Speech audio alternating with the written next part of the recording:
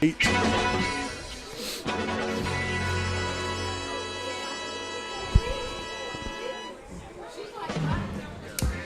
everybody, welcome to the Tift County Coaches Show, live from Wing Addiction. I'm here. This is Jim Torell, and I am with the coach. With me, Coach's Show without Coach Ashley Anders. Welcome, Coach. Appreciate it. Any place you'd rather be on a Tuesday night other than Wing Addiction? Wing Addiction. I heard you put your order in already, hadn't you? I did. I told her I wanted it about at 8:30, so it's going to be a time. You want some wings? No, let's wait till about 8:15. Yeah, I like that. I don't blame you. Wing Addiction is the place to be on Tuesday nights. If you're not hip to this already, hey, this is number 2. We're going to be here every Tuesday night around 7:30. Let's just say 7:30-ish. As soon as we can get the coaches off the field, and that's what's the most important thing. Coach, how'd it go tonight? Y'all have a good day? Good day. Had another good practice. And, man, I tell you what, well, if you're a football player, you love the weather today. Yeah, man. Yeah, we had, man, it was nice. No gnats. Well, for the first time in a long time, the heat index is under 100. What more could you ask for? So, and we did. We had a real good practice today. Pretty nice. Well, we've had a couple of games under your belt. The scrimmage against Turner County didn't count in the record book, but it sure counted for us. That was a big week. Kind of a historic thing, and that served you well in the lead up to Game 1 over in one of my favorite cities, Statesboro, Georgia, taking on the South Effingham Warhawks. Coach, congratulations. You can't win them all if you don't start with number 1. That's right. And that's what we told the guys. And, you know, man, I was extremely, extremely proud of the way that our kids travel. You know, there can be so many distractions from the time you start packing. You know, somebody could leave their shoes, leave their helmets. So from the organization part, man, all the coaches, just through the packing stage to the loading stage to bus ride over there to pregame meal. You know, who's next on the line, Coach? Who's the quartermaster when you travel? Who's got the list? Making sure you got the extra chin straps and the shoelaces. Well, there's a lot of moving parts to it, but I'm telling you that the go-to person is Coach Vickers. All right, Coach Vick. Yeah, man, she takes care of all that. So, man, we couldn't do it without her. So when you need something, you turn around and say, Coach Vickers. Yeah. No, I ask. Yeah, please. Please. I like that. Man, behind the scenes, I mean, the things that she does for us, it's just unreal. And people don't know the time and the work and the organization that she does going into that, you know. But everybody's got a role in it. You know, Coach Beach, he did our bus list. You know, Coach Bragg sits down and, you know, when we pack together as a team. They sit in front of their locker and, all right, get your bag out. Bag. Put your shoes. Hold your shoes up in the air. Put your shoes in your bag. So this is a man who makes his living with 16-year-old boys. Because I'm telling you, if you don't do it, something will be lost and be forgotten. But the travel was really good. Well, you ain't got but 11 kids on the field. But you are taking, how many did you take? 100 and roughly, just the boys alone? Well, just the team was 104. 104. Congratulations on that. We'll talk about that again. 104. How many coaches? We're about 20 coaches. With our ninth grade moving up. You got to pick them all up, get them on a bus. Take them about 150, and you can't get there from here. Yeah. Wait, which way did you go? Managers plus managers.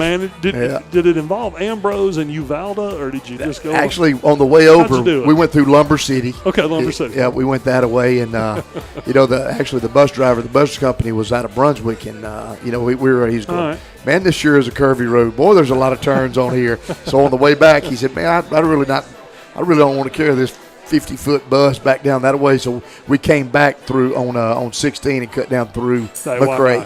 Why not? Yeah, I've been that way too. Hey, we were celebrating, so you could have gone to Atlanta if you wanted to. You could have taken an extra half hour. Y'all would have minded.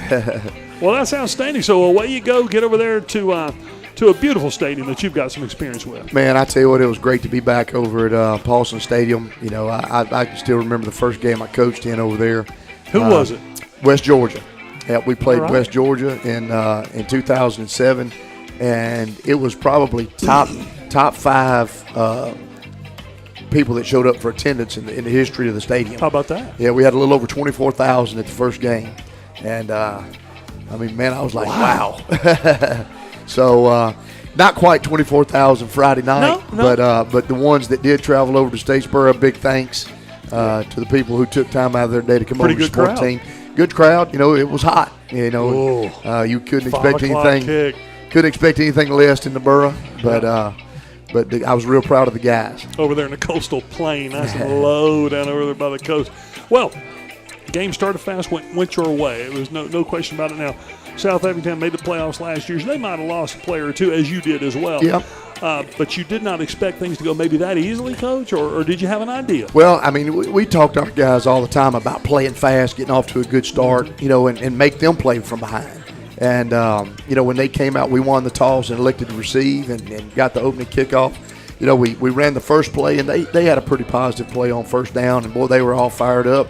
And Coach Beach dialed it up on them, man, and it was just like he said it was going to happen. He said, this is a touchdown. So no kidding. Called it? He called it out. Golly, I don't own a radio. Kind of a strange thing. So we had to go get in the car. So, well, let's go out to eat. We'll go out. And by the time I went from inside on Facebook, watched it there, to the time I got in the car, what happened? Was there a turnover? What happened? You've already got the ball back. It took me a while to piece it together. Man, what a great start. Couldn't have really scripted anything any better. Well, yeah, exactly like we said. We, 2 plays we score, then they come out offensively and, try a little trickery. A trickeration. Right off the bat. And little double pass. They double passed it. They hit us, but we were pursuing the ball very good, and Brandon Jones, our backside corner, made the play for the stop. And then the next 3 plays, they went backwards and had minus yards. Looked like I might have made you mad. Oh, yeah. Well, but what I said is, we told the kids, Coach West, we said, hey, look, if that's what they got, if they're showing their card that early, we're going to be okay. Yeah. So don't panic. Let's just hunker down right here. And we were fortunate enough, that they weren't in field goal range. And then when they really moved them back, it was a good situation for us. And then, our offense got the ball and turned right around and went down the field and scored again. Outstanding across the board. The offensive line looked great. The running game looked great. Throwing it looked great. Catching it looked great. It was really a complete offensive performance. Yeah, and I tell you what, we talk about this all the time on both sides of the ball, but, man, it started up front with the offensive defensive line. I mean, man, we were knocking them off the ball at the point of attack. And, defensively, man, our ball get-offs and stuff were so fast that we were into them before a lot of times they could come out of their stance. Yep. And I think that just set the tone from the beginning of the game. You guys ran the ball 120, 125 in the first half, threw it a couple hundred yards as well, 41 points. My goodness, that had to have been very satisfying. Yeah, anytime you can score points like that and pitch a shutout on top of it. And a shutout. It's very encouraging, and you got to look back and be proud of the kids' performance, be proud of their effort, because as coaches, you kind of you have something to do with it, as far as the play calling and things like that, and the preparation, but everything on game day is pretty much those guys. They're the ones going out and taking the calls and executing and running hard to the ball and making the tackles and things like that. So, man, I felt very good. I thought we played a more complete game Friday than we did in the scrimmage versus Turner. And I told the kids, most of your improvement is you see more improvement in your team from game 1 to game 2. Okay. Because they've got those jitters out of the way. They understand, hey, the speed is a little bit faster. You play with a little bit more intensity and things like that. So, we did a lot of good things in the Turner scrimmage. Sure did. But I thought we did even more good things in the South Effingham game. Let's talk about one of the differences. Brendan Jones. Yeah, it was good to have Brenton back. He's been out. We've held him out with he had a meniscus. Okay. And he went in and cleaned that up? Yeah, they just went in and cleaned it up a little bit. And he probably could have gotten some snaps against Turner. Okay. As a coaching staff, we think it's in our best interest to just hold him back. Let this be his first game. Okay. And, man, he was real excited to play because he had a field day. Got him a touchdown. He only carried the ball about 6 times. I mean, in a game like that, it starts to get away from you. You do want to make sure that everybody gets a chance to play. But 6 carries, 62 yards, touchdown. I bet he'll take that. Yeah. Well, the other thing is, Brent was involved in more plays than that. And the one thing that is a major plus for him that he brings to the table, not only running the football and catching the ball out of the backfield, but his pass protection is a huge plus. A lot of times I appreciate that. We ask those running backs, they've got to be in on pass protection, and a lot of times it's a dual read for them. They may have to pick up key the inside backer to the outside backer and things like that. And Brent is extremely strong. His strength index is very good for his size and weight. And he'll step up in there and pop a linebacker, and he can hold his own a lot of the time. Josh Patrick and Yate didn't exactly shrink away from it either. They ran the ball hard as well. Yeah, Mike Jones, another one. Mike got some carries. Yeah, had an impressive highlight at the end zone. That was him, right? Wasn't it? The kid just trucked that the kid was, that was Brent. Was that Brent? Yeah, that was Brent. My goodness. So, we feel very good about our running back situation because, like I said last week, all of those guys bring a little bit something different. Okay. And under certain situations, that you got guys that you call on because this is what they do best, and it gives us a lot of variety. I mean, it makes defenses have to defend a lot more things. So. And the receiving corps, once again, you have 5 guys catch a ball. Bateman, of course, is going to bring down a couple of touchdowns, but Collier's just seeing the field so well. Everyone's running their routes really well. It seems at some point like there's so many weapons on the field. Well, and I agree because, as time goes on and Rashad has done the things that he's done, folks are going to start to key on that a little bit. I dare you. Yeah, and that's what's so encouraging this early in the season is we do have so many guys involved. Some of the younger guys, Antonio Johnson and Tyler Ajero, 2 sophomores that are getting reps and quality reps at that. So we're real excited about those young guys coming on, and Otis Jackson's another one. And by the way, Fred Lloyd. Yeah, I mean it's really an embarrassment of riches over there. There's so many right now. They look great on the field. The spread, all the formations as they get in slots and X's, and that, it looks so good. You just wonder. How does that work with team chemistry? Are there enough balls on the field for all these guys? Well, so far these guys look like they are jiving really well. Well, the thing I see from that group right there is you don't see selfish players. If they haven't caught a ball in a while, awesome. And somebody does catch a ball, they're one of the first ones to go over there and congratulate them and celebrate with a teammate. So I see none of that in that group. And anytime you don't have selfishness, you're playing together as a team and genuinely proud for your teammate when he has success. That's a pretty special group. That's nice. Griffin Collier, another big night. We're going to get used to that, I think, with a couple of 100 yards, a couple of touchdowns. They only threw the ball about 9 times. Yeah. Only one of them hit the ground. 8 for 9. That's pretty good. Well, he's setting the bar high early in the season. Yeah, and I like it. I like it. I'd rather. I tell everybody I'd rather be clothesline by high bar and trip over low bar. So I like that. And, tell me about the intangibles with that guy. He looks like a leader on the field. Does he carry himself that way? He does. A coach's son. He's Mike Collier's son, who's our wide receivers coach, and grown up around the game. A lot of time, coaches' sons are kind of a student of the game at an earlier age, than the average player. Yes. So you see a lot of that in him. The expectations of a coach's son. Yeah, and the one thing with that I do like about Griff is his poise. He doesn't get rattled. You don't see a whole lot of emotion from him if things are not going the way they should, and he doesn't just turn back flips and get too over emotional when things are going good. He's kind of even keel, and he's able to handle each situation as it arrives and be very cool and calm and collective and still be able to go through the thinking process, the read process. You can see him looking at progressions. You can see him looking, and then the face mask turns. It's nice to see that, and just a junior. Yeah, he handles himself well, and man, we're real proud of him. And he's got a lot of football to play here for us, and I think even better things are yet to come. The defensive side of the football full of big names. Talk about your defense a little bit, Mike West group. The shutout, got to like that. That's got to be a goal number 1. Man, I tell you what, we always say, man, if you don't score, you can't win. Mm-hmm. And, man, I tell you what, in today's time, with the way that offenses are, I mean, you look You look on Fridays, Saturdays, Sundays. I mean, how often do you see a shutout? How 10 to 6 doesn't happen anymore. How many weeks go by before you see a shutout? So anytime that's happened, that's a huge feat. But especially with the spread offenses and how offenses can score so fast these days, to be able to go out and pitch a shutout, you could tell that the kids, that Coach West had them prepared and had them playing hard. And I couldn't be more proud of a shutout, man. That's awesome. Look, let's take a break. We got a minute. You're listening to the Wing Addiction Coaches Show, or the Coaches Show at the Wing Addiction. We're going to start doing this every Tuesday night. I wish you'd come by and join us. Come get yourself some of the best wings in town and come listen to the show live. We're going to show a couple of highlights as well.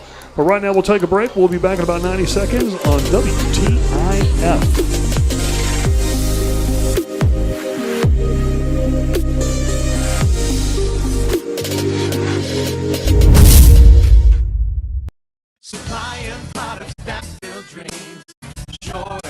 Here at Short and Falk, we have everything you need for your next painting project.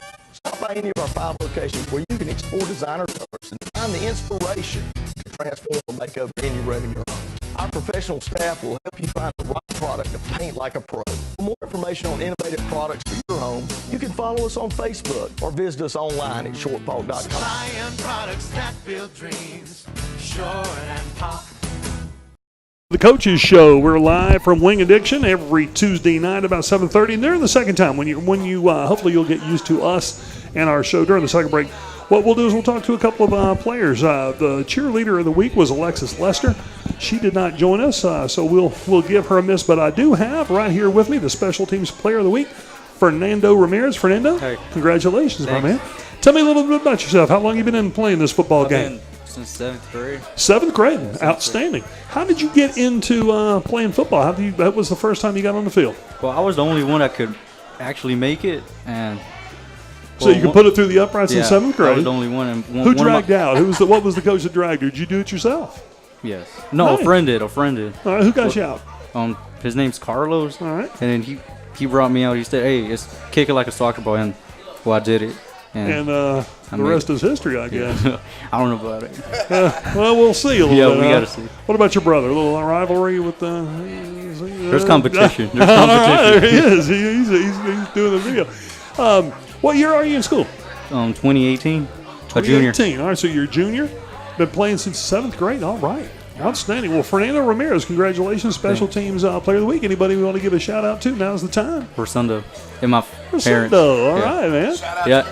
All right, you got it like that. Yeah, I mean, he's the one that gives me a lot of competition. He's right behind me. If I don't do good, he's right behind me. Coach is going to take you off just like that. Well, congratulations. We've got Plant Tift Net has got you a couple of dollars to spend at our rancheros, man. So congratulations. Thanks. All right, the next player we're going to recognize is young Griffin Collier. He was the offensive player of the week this week. I'll go through some of his numbers. Griffin, 8 of 9 passing for 225 yards and a couple of touchdowns. Griffin, congratulations, man. Thank you. Offensive player of the week. That's yes, all right, my man. Yeah. Maybe the first of many. Spend any money at Rancheros lately? Oh, yes. If we could pick any place, it's going to be Rancheros. Oh, and of course, I might see you there. Yeah. Well, congratulations, man. That's outstanding. You've been throwing a football for a long time. I mean, do you remember a time when you weren't throwing a football? Oh, I mean, started 6th grade. I wanted to follow behind my dad's footsteps and be a receiver and stuff. And, I mean, I guess it kind of worked out for a little bit, and then I guess they needed a little somebody to step in. Who put you over on that side? Who put you on the quarterback? Coach Willis. Coach Willis. Yeah. I bet. I think I remember that. I think I remember that now. Who's playing quarterback? Took Collier's boy, put him over there. Yeah, all right. Yes, so you got him to blame or thank. Yes, it's going to be one of the two, either blame or thank. Yeah. But that's fantastic. So while you got a minute, anybody want to give a shout out to before you go? I'll give a shout out to my receivers. Brett Watson. There we go. Sean Bateman. They wanted me to do it. And Bateman is really fast. I didn't realize that. He just took off. Yeah. And the big 5 up front. All right. Totally. Got to thank the Hogs, man. That's awesome. Well, congratulations, my man. Richly deserved. All right. The next man we're going to honor is going to be the Defensive Player of the Week. young Cody Thompson. Congratulations, my man. Thank you. All right, how long you been at this sport? You been playing it since 5, 6 years old, like some of them? No, sir. I've been No playing kidding. since I was in the 7th grade. Okay, so you picked it up in the 7th grade. Yes, sir. How about that? Who got you out on the field? You just decided to try it? I just decided to go out there and play. Well, we are glad you did. Yes, sir. So is this man right here, Coach Andrews. Yeah, he's real happy about it. So, Cody, tell us a little bit about yourself. What position are you playing? I play Mike linebacker. So, Mike linebacker, tell us about it. Mike meaning? Mike meaning middle linebacker, Yeah. strong side. Basically the quarterback of the defense. I tell everyone where to line up and play ball. And go see ball, hit ball. Yes, Is that sir. pretty much the, Yes, the sir. instructions for the Mike linebacker. Well, congratulations. What's your number out there? 48, I've been watching 48 for a while. We'll tell the people to watch it. What year are you in school? 2017. So we've got one more season with you. Yes, sir. Well, all right, my man. Well, congratulations. There's a little money from Rancheros. That comes from Rancheros. It comes from PlantTift.net. So congratulations. Thank you. And that's quite an honor. You the man. Yes, sir. All right, got one more to talk to. The cheerleader of the week has just arrived, Alexis. Well, congratulations, Alexis. You are the cheerleader of the week. Yeah. Let's strike a pose. Why not? How long you been in cheerleading? I've been in cheerleading for 3 years now. Just 3 years. Yes, All right, I well, started in 10th grade. how'd you get into it? Somebody talk you into it Like on I the used to bed? do cheer when I was little, and I stopped, so I started back again. So you got all the pictures. Mom's got all the pictures of the baby cheerleaders. Well, Right. that's awesome. Are you a senior now? Yes, All sir. right, well, congratulations. You Thank ever go to you. Rancheros? Yes. Yeah, hardly ever. Yeah. There's some money to spend at Rancheros. Congratulations, Alexis. PlantTift.net has given you a little money at Rancheros to spend as an honor for Cheerleader of the Week, so congratulations. Thank you. Any shout-outs you want to give? Now be the time. I want to shout out to my mom. She over there. My sister. Take a picture. Hey, Oh, look at the pictures. Look at the cameras. oh, babies. Facebook, what is it? Instagram famous? Yeah. Yeah, that's- Snapchat. Probably. All that. Probably all of it. Well, congratulations, girl. Thank Take that you. with you. All right, hand those back to him. Well, all right. So if you're joining us on 7:30s on Tuesday nights, that's pretty fun right there, Coach. Yeah, that's Set awesome. the kids up and have some fun, and PlantTift.net helping out with a little Rancheros money. Gift certificates, man. You where can't go else? wrong with gift That's right. certificates. You come to Wing Addiction on a Tuesday night, go to Rancheros the next day. That's a good week, right Exactly. there. Exactly. Good food. Well, what about those kids? We talked earlier in the first segment about how many are out. Coach, 104, and that's not counting the freshmen. No. Let's just be clear, because I think a lot of people might think, well, of course, that's the freshmen. That's just 10 through 12. Tell me about the advantages that come from that. Well, the one good thing is you have depth, and anytime that you have depth at all of your positions, well, that's going to bring on competition, because There you go. all of them want to start. You can only have one starter at each position, and they want to start. So, man, the It's kind of quality, like king of the mountain. yeah, the quality reps that they take throughout practice. If coach is not noticing you, well, he's noticing somebody. And, we tell our guys all the time, the best are going to play. We're not playing you because you're a senior, or not playing you because you're a freshman. The best guys play. And that's because it takes the best to win. Now, it takes more than one, Oh, boy. We're very fortunate. Takes more than 22. Exactly, and like we tell the guys, everybody on the team has a role. All right, what is your role? All right, and once you know what your role is, you do it to the best of your ability.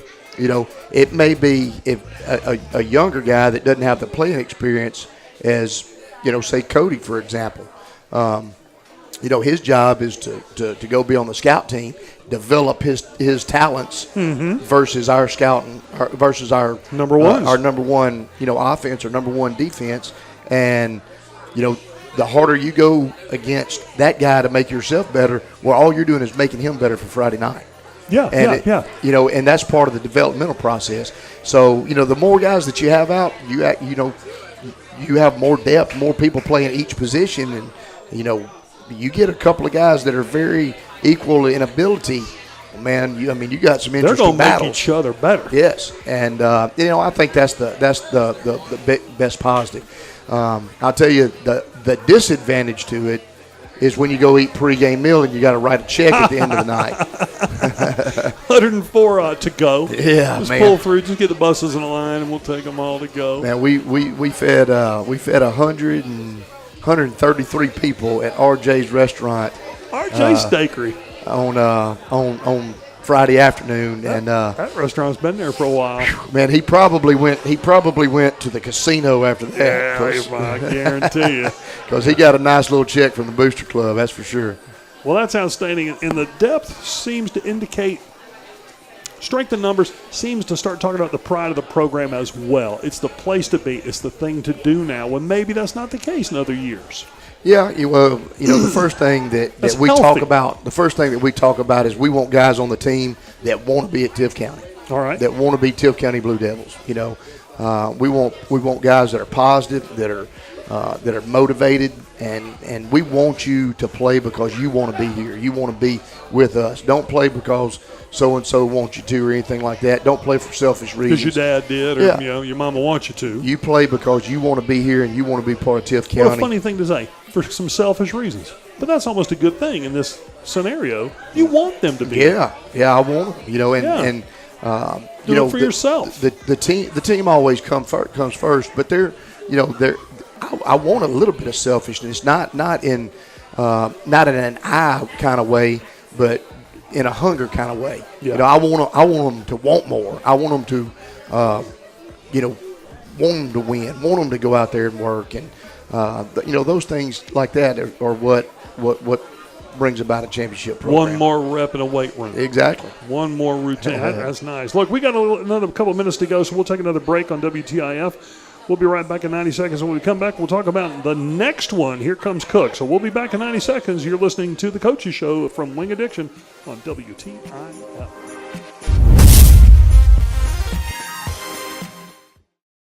Supplying products that build dreams. Short and Park. Here at Short and Park, we're celebrating our 75th anniversary, and we're focused on our future, and you can be a winner. So text the keyword BILL to 84444 or visit us online at shortpark.com or stop by any of our 5 locations where you can find out how you can be the winner of the 2016 Short and Park Focus Mobile. Supplying products that build dreams. Short and Park. Show live from Wing Addiction. We are live. Where are you? Come get yourself some wings. Listen to a little talk about your Tift County Blue Devils. I'm just Jim Torell, but I'm here. Coach Ashley Anders. Coach, here come Cook.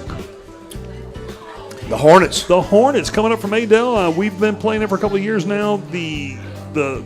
There's nothing in their sights. When Cook sees this game on their schedule, this is one that could be a season maker for them. Oh yeah, we knew. I mean, they've got us circled. We're the big school, and they want to come in and knock off the big guys. So we've talked to our guys all week. Still in the process, but the only game that you can play is the one that's on your schedule for Friday night. We're not looking at anything but Cook right now. They've always been very athletic. Yes, sir. As long as I can ever remember, they've got really good players. They've got good coaches, and their coaches will have them ready to play. No doubt about that. They lost a tough one at Brooks in overtime, so they're going to be chomping at the bit. Have you had a time to kind of scout those guys out? What are they bringing? Yep. They run a 2-back system and a 1-back system. They'll get in a spread formation. And they run a tight end, and that's something that we hadn't seen a lot of. That's going to be good for us to see this early in the season. And not only one, but they run some double tight end sets. Even though it's 1 back, but they'll be in 2 tights, 2 wides, with a back in the back. You got a lot to cover. That's your defense. And it's something that that's not something that you really harp on all summer long.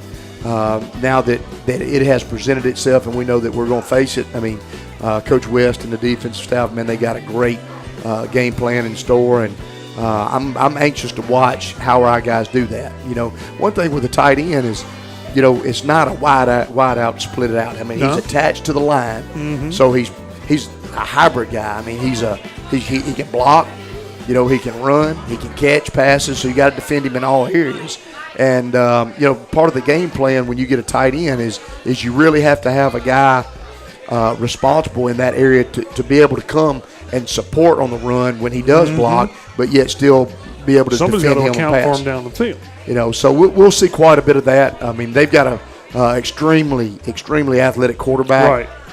That can run. A playmaker. Yeah, and he's capable of breaking and scoring. So, you know, that's going to be a great challenge for our defensive line and our linebackers to keep him bottled up. And then, you know, also with our in our secondary, not to let him beat us throwing. Yeah. And you know, you can't start peeking in there early and think he's going to run it. And we know the scramble drill is going to come into play. And anytime you have a scramble drill, man, the DBs, boy, if you take your eye off the guy for just 1 minute, they squirt away from you. So we've been emphasizing that all week.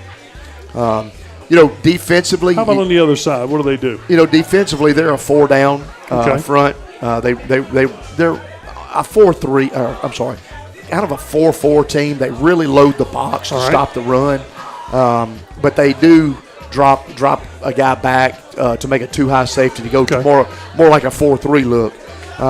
You know, they're going to run some cover, you know, quarters and some cover 3 and things like that. But you know, if I've heard Coach Beat the other day, he said if they load the box, we're going to throw it, and if they back off, we're going to run it. That's the name of the game. You know, it's a numbers game, and Coach Beach does a great job of game planning. And you know, come Sunday before we left to go to church, man, I think he had everything that he wanted to do. And you know, so the last days and we never just go wholesale change. I mean, we build off of what we do every week. The thing is you watch the offense and the defense, you see what they kind of hang their hat on. What do they do that you have to stop, and you run the plays based on that, and then you adjust to everything else.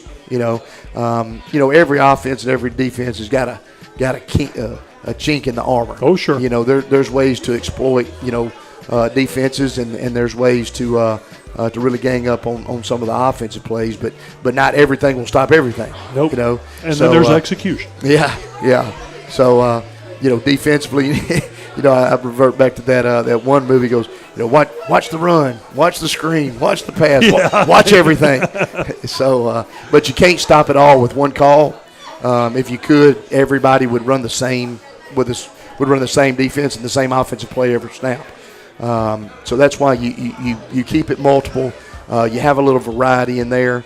You game plan against what they do the best, and then you go out and have fun and execute it. Have a little fun. I hear that. Well, before we let you go, let's talk a little bit about these guys that came up here and Players of the Week, those kind of numbers. What goes into the Players of the Week for a guy like Fernando? Well, I tell you what, Mr. Ramirez. We base everything and it's not a stat. It's not about stats. We actually throw the stats out the window when we're making the selection. And we'll always have several notables. You know, for example, on our special teams, you know, our punter, Casey Ingram, was his first varsity football game where he was the punter as a starter. First snap, the first one he ever kicked was 51 yards. So I say, hey, that's the way to start it off right there, man. That's encouraging. And but anyway, I mean, he did a great job. I mean, we had no returns on the punt return all night. So and that's what you're looking for. Yep. But Fernando, you know, man, I mean, he's such a incredible worker. You know, throughout the season, you know, we would practice, and he would be up here every day. But I'd drive by on the days that we were off, and he and Rosendo, his brother, and his dad, you know, nice. they'd all be out there kicking and catching balls and turning them back. Yeah. It'd be hot out there, and one of them would kick, the other one would shag, and then they'd switch it. You know, well, he got a lot of exercise out there. When you score 41 points, almost all of his kickoffs touchbacks. Almost. Well, actually, yeah. I think it was the second or third one that did not go. But actually, if you go back and you look at the film, it's actually in. But I guess the way that the guy called it, the official couldn't see it. It was in front of the line. And he brought it out, which doesn't matter to us. I was kind of glad he brought it out because we actually pinned him inside the 20 when he brought it out. And then we had one more kick that Rosendo kicked, and he kicked it down to the 1 with some unbelievable hang time. And we tackled him on the 15 on that one. So the average start for South Effingham on the kickoff was the 17-yard line. Ooh-wee, that's winning football there. Man, I'll take that every day. Fernando, our special teams player of the week. Cody Thompson had an unusual game. Yeah, I tell you what, we ask a lot out of Cody. He, as we talk, man, you look at his huddle account, and anytime you look at how much film he's watched and logged on, it says full, because he gets all of his allotted time in watching film, and you have to do that in the position that he plays, because like he said earlier, he's the quarterback of the defense, and he's responsible for a lot out there. We put a lot on him, and man, I tell you what, he's awesome about it, because he wants it. And that's the kind of guys that you can win football games with. Not only is he a great athlete, but he's probably as smart a football player as I've coached, and that's high praise. He did an outstanding job. So Cody's defensive player of the week, when he has numbers like he only have 1 tackle, 1 assist, but then the next stat kind of comes off the sheet: 6 tackles for loss. Man, that's unheard of. If one player gets 1 tackle for a loss in a game, that's a good stat. Yeah. If you get 2, you've had a great night. Yeah. But to have 6 tackles for a loss in one football game, man, that's unheard of. And that just tells you how hard he goes to the football. And when he gets there, usually when he gets there, he's in a bad mood, and I like it. Yeah, I like that a lot too. Griffin Collier, our offensive player of the week. What can you say about 8 for 9 and 225 yards? I mean, that is really executing a game plan, and ran the ball a little bit too. Even got him a touchdown running the ball this week. Yeah, he got him a sneak in there to kind of pat those stats a little bit. There you go. If you look back, you look at the stats from last year. Griff actually rushed for over 300 yards last year, which we don't ask him to do that a lot. But we do have plays designed where he's reading, and it is a design run, and then some are scramble, things like that. But did a good job keeping the chains moving.